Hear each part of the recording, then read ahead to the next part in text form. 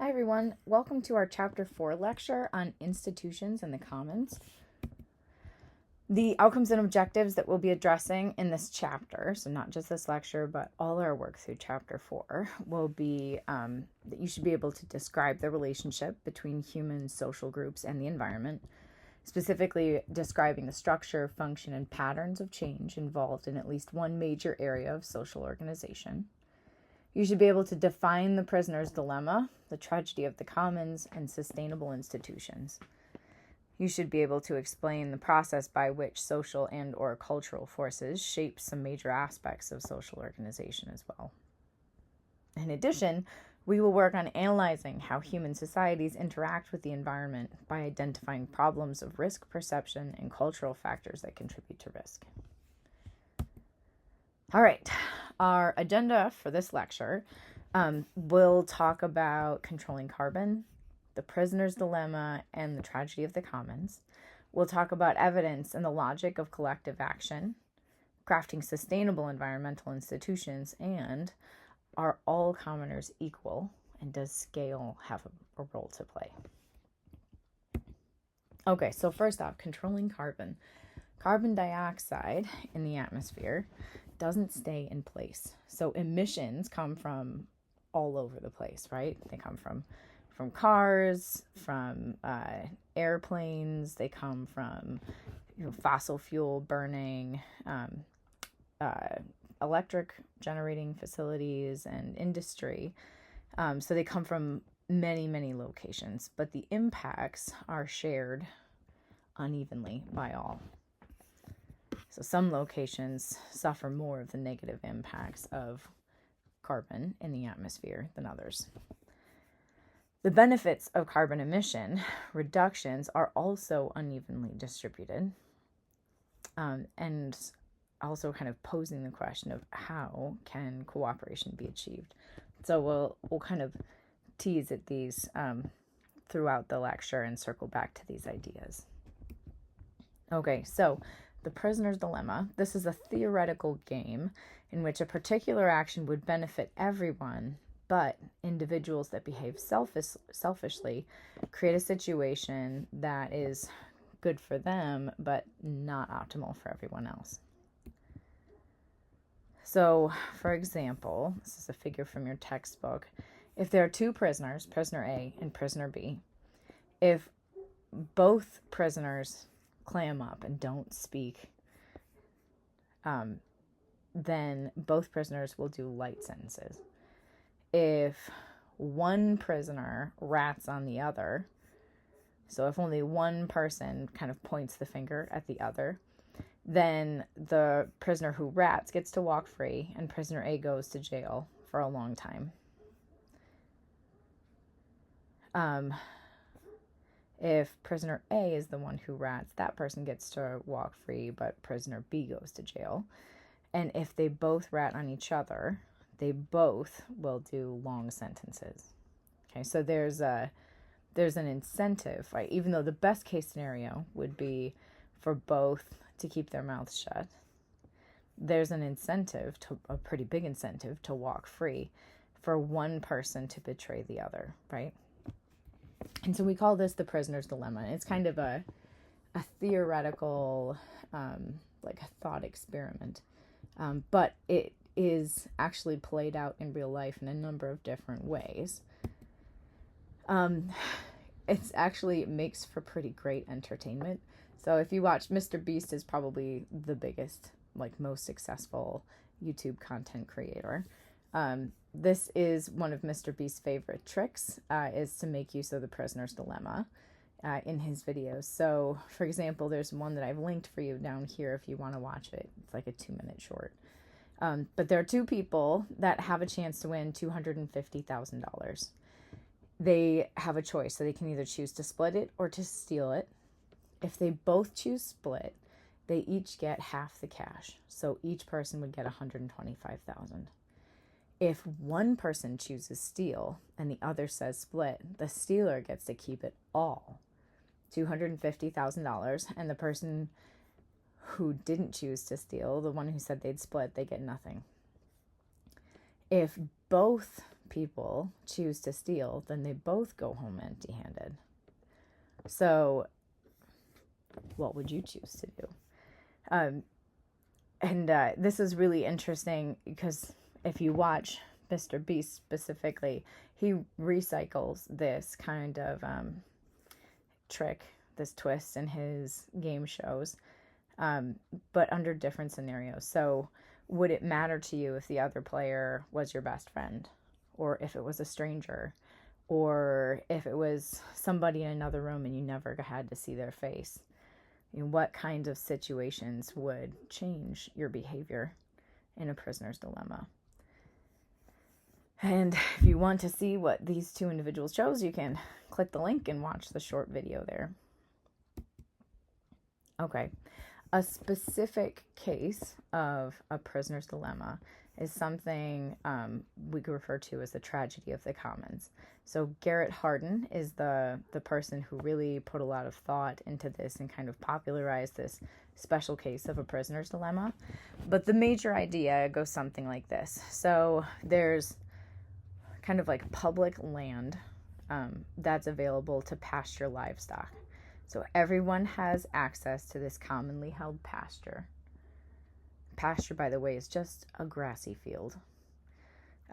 There are no rules about sustainable numbers for grazing, so there's no rules about how many animals you can put out on that pasture to feed on the grass.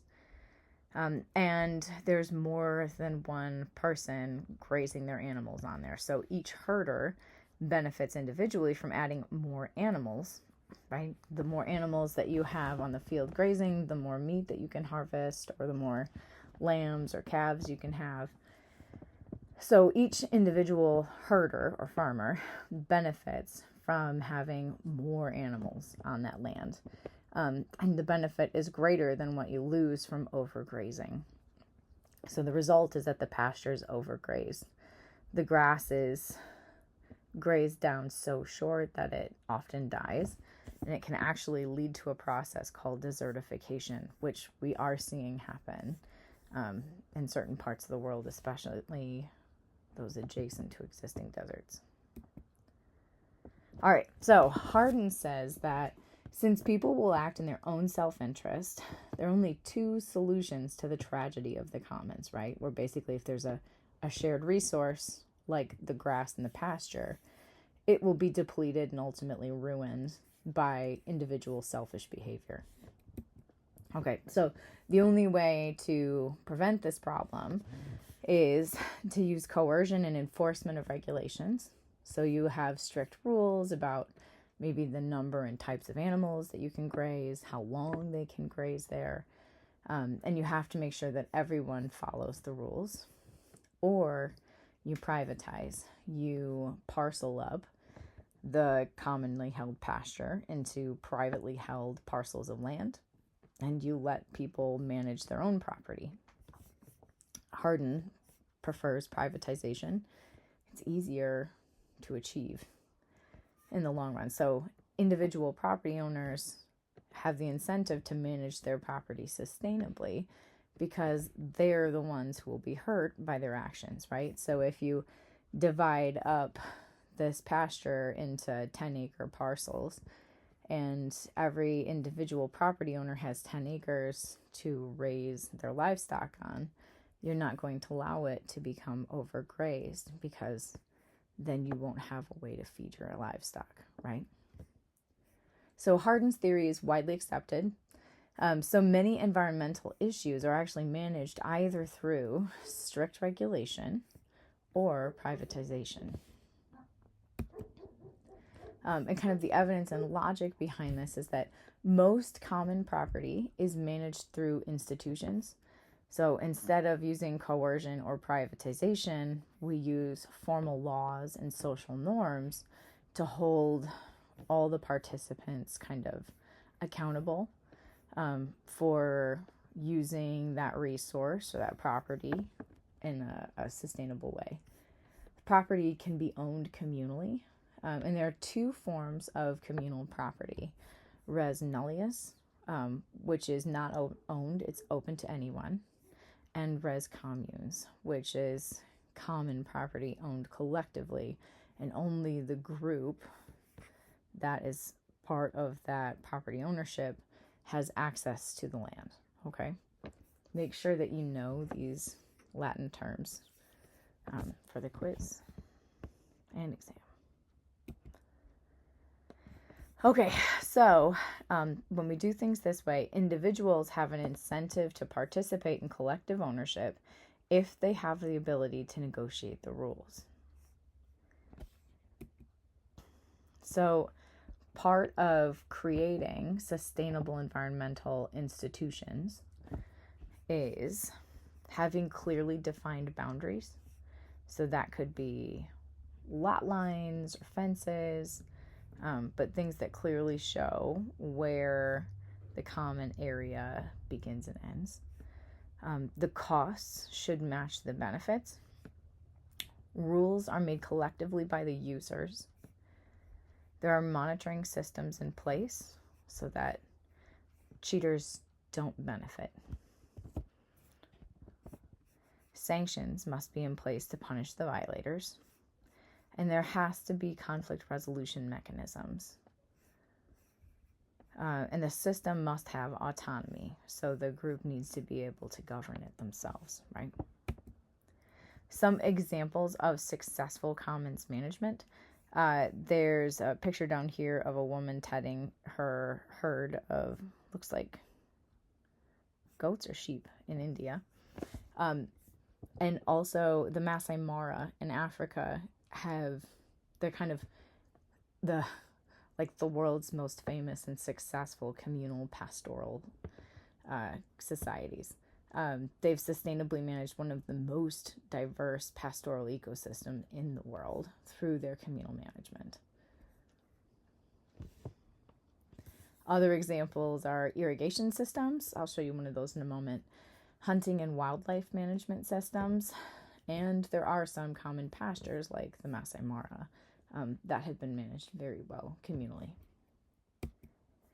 All right, I mentioned irrigation systems. So in the Nile River Valley, historically, there's been a single growing season, right? When the Nile River floods in, what would that be? In our fall, their spring. The Nile River floods, and so after the floodwaters recede, that's when the growing season occurs. So usually from, I think, August to January. And in the 1930s, the Egyptian people thought of a better way. And so what they did was they dug canals from the river with pumps that would pump water from the river out into their fields. And so this diagram on the right, I think, is most helpful. So here's the main feeder canal that comes in off the Nile River. From that canal, there's a pump that distributes water into these secondary canals. And if you notice, each of the fields has a little sluice gate. And so what that allows you to do is you'd have only one sluice gate open at a time. Or, I guess however many people it's their turn for. But you flood the fields, and then you close the gate and let the water soak in. And so they are able to regulate water access for each of their fields systematically. Each field gets inundated with water about every 2 weeks. And by using this system where every field gets equal access to the water, they're able to extend their growing season to be year-round instead of just seasonal, which is huge for crop production and population growth and textiles, all the things. So this is a good example of a communally managed common resource, which would be access to the water. And inundation, irrigation is actually really successful strategy, especially in arid climates. They even use it in the U.S. and like Arizona. Okay, another global commons we could think of. I guess now river water isn't necessarily global, but certainly the atmosphere is global, right? So if the atmosphere is basically common property shared by all countries,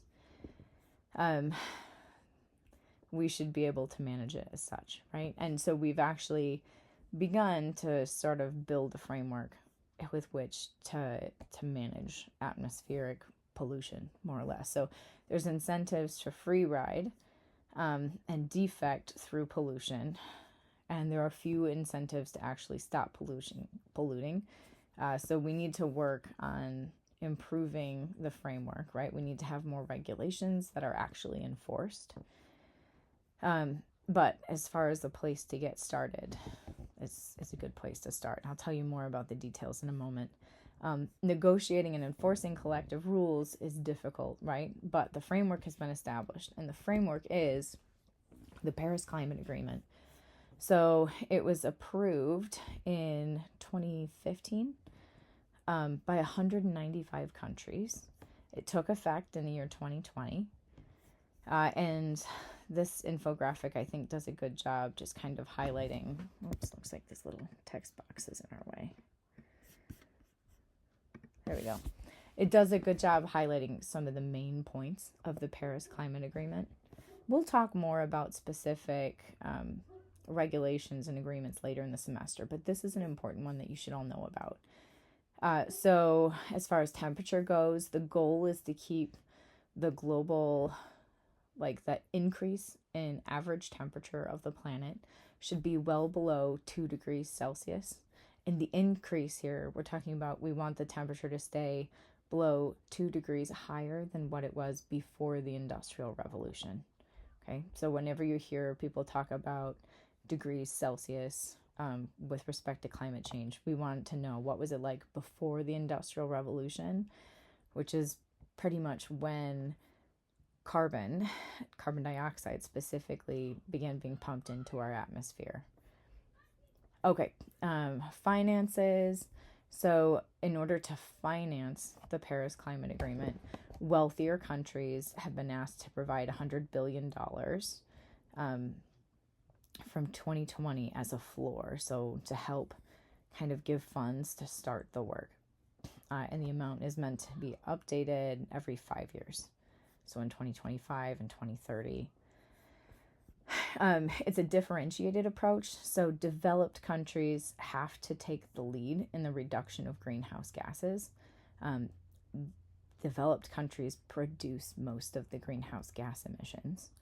We also have more capital in developed countries as compared to developing countries. So it makes sense that we need to take the lead and cut our own emissions and help fund the effort, right, to manage our atmosphere. Developing nations are encouraged to enhance their efforts and to move over time to make cuts. Emissions objectives. So the goal is for greenhouse gases basically to peak as soon as possible. And that kind of feels to me like a backwards way of saying we need them to begin to decline as soon as possible.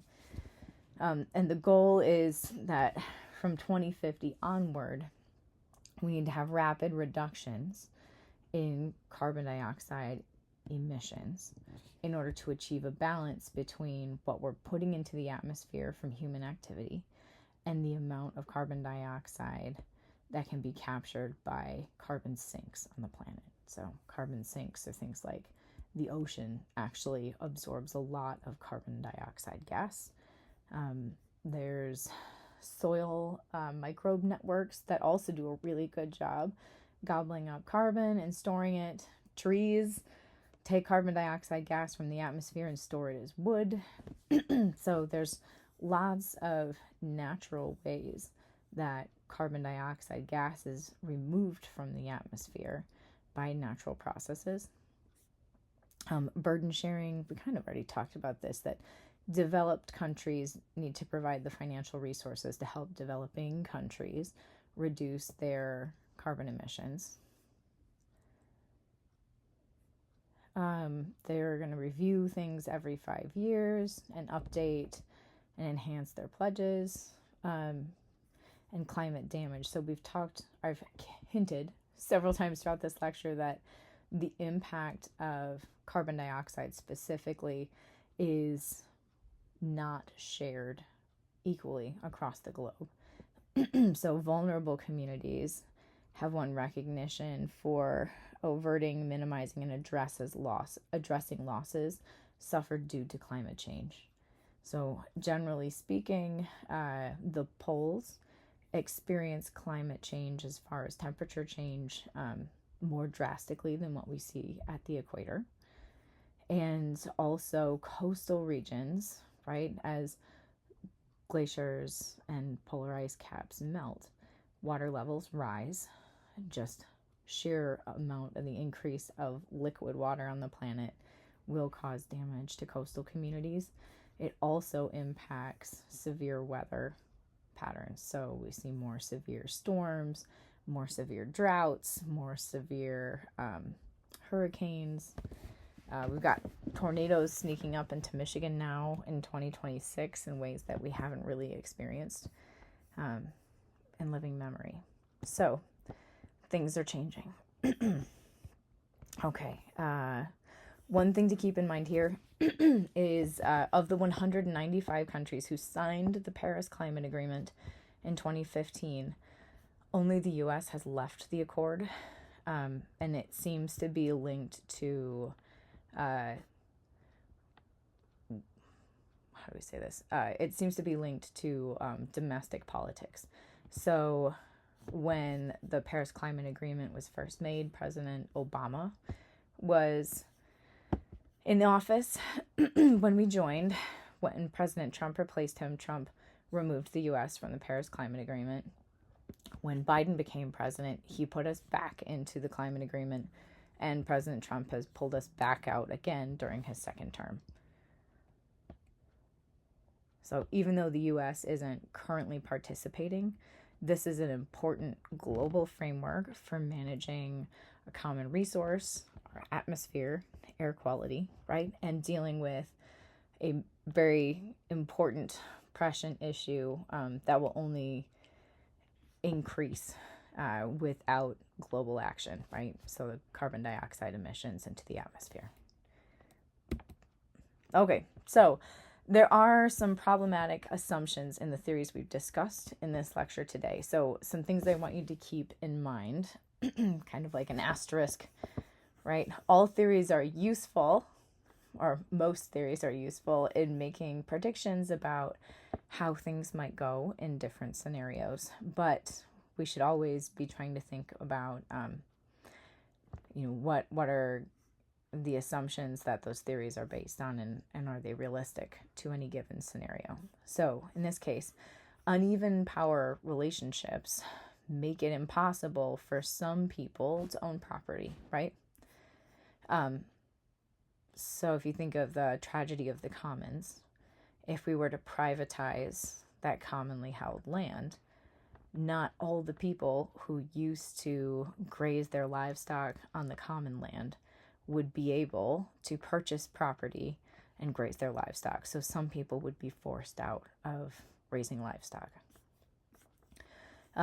Not all people get to make decisions, and not all people get to negotiate rules or sanctions.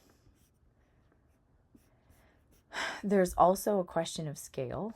So scale issues may or may not be a problem. So, is it something where we're talking about a 1,000 acre commonly held pasture, or is it, a 100 acre park or something? Scale matters. I think it also matters when we're thinking about things like managing access to water in a local community, like the Musha, Egypt irrigation system, and we compare that to what it's like to manage carbon emissions on a global scale, right? They're similar issues, but there's going to be some really different aspects to them, and negotiating is going to be a lot more complex if we're doing it on a global scale rather than a local one, right? So negotiations can become more difficult with more people and the greater the distance between them. Okay, so we've talked about each of these items. We've talked about some of the caveats and maybe where these theories begin to be challenged by reality. But yeah, if you have any questions, you know how to get a hold of me. Shoot an email, and I'm more than happy to chat with you over Zoom or in my office hours, or if it's something we can just address through email. So, sounds good.